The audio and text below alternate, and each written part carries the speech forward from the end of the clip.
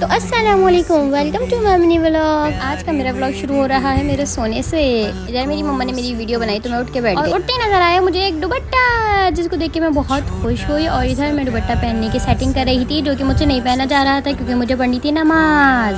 तो बस देखते देखते ही मैंने दुपट्टे की सही से सेटिंग करी और मैंने अल्लाह अकबर कह के अपनी नमाज शुरू करी। इधर मैं सजदे में गई। सजदे में जाने का तरीका मेरा इतना ही मज़ेदार था कि मम्मा मुझे झाँक झाँक कर देख रही थी और मेरी वीडियो कैप्चर कर रही थी कि मैं मम्मा के साथ ताता खेलने के बाद मैं जनामाज से खड़ी हुई और जाने लगी मैं जनामाज से बहुत दूर, क्योंकि मुझे अब पढ़नी नहीं थी नमाज। लेकिन मेरी मम्मा ने मुझे फिर से पकड़ने की कोशिश की तो मैं जाकर दूर खड़ी हो गई।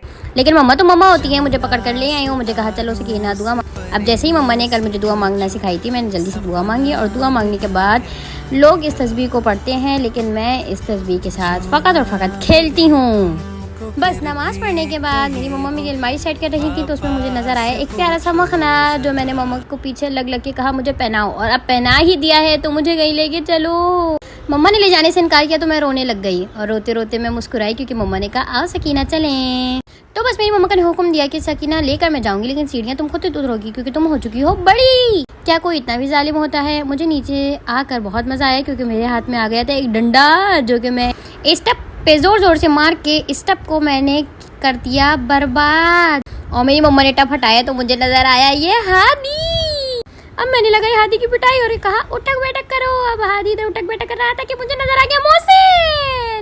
तो बस मैंने मोहसिन को भी हुक्म दिया कि मोहसिन तुम भी उठक बैठक करो जल्दी जल्दी, और मैं भी लोगों के साथ करने लगी। मार मार के थकी तो आसमान पे मुझे नजर आए कुछ कौवे जो कै कै कर रहे थे। और मैंने मम्मा को बोला मम्मा जरा इन कौवों को तो देखें।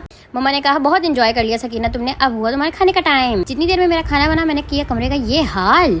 और ये मेरी फेवरेट जगह है, इस टेबल पे चढ़कर मैं अपने सारे काम सर अंजाम देती हूँ।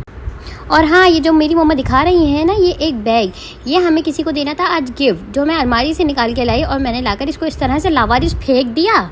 लेकिन मुझे नहीं पता था यही तो किसी का गिफ्ट है। मेरी मम्मा ने मुझे डांटा और इस पर्स को उठाया और तमीज़ और तहजीब के साथ इस पर्स को रखना चाहा, लेकिन मैं तो सकीना हूँ ना। मैंने दोबारा से उठा लिया और उठाने के बाद मैं इस पर्स के साथ खेलने लगी और इसको पहन के शिशके मारने लगी। हाउ सो क्यूट, मैं कितनी प्यारी लग रही हूँ ना।